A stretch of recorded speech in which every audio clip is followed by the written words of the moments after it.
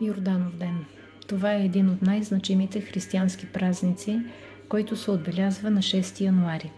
Богоявление е празник, изпълнен със светлина и благодат, носещ посланието за духовно пречистване и обновление. Този празник носи дълбок духовен смисъл, свързан с кръщението на Исус Христос в река Йордан. Един от обичаите, свързани с богоявление, е в деня преди празника.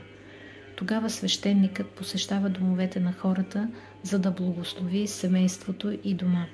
Това е и моят далечен спомен от този празник.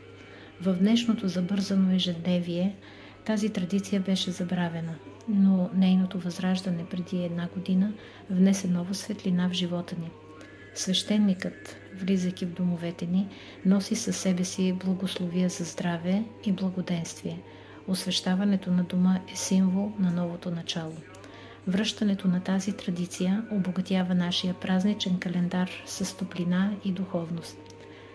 А същинската кулминация на празника е богоявленската служба, която се провежда в храма. Това е момент на молитва, единение и духовно пречистване, когато вярващите заедно отбелязват кръщението на Исус Христос в река Йордан. След службата, литийно шествие поема към площада. Този обичай съчетава религиозната и обществената значимост на празника. Това е израз на вяра и почит към традицията. Един от най-вълнуващите и символични моменти на богоявление е хвърлянето на кръста в студени води и надпреварата за неговото спасяване.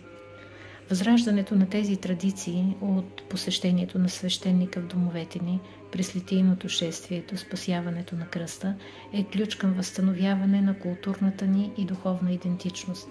Тези традиции са живата връзка на миналото с настоящето и бъдещето. Честит празник!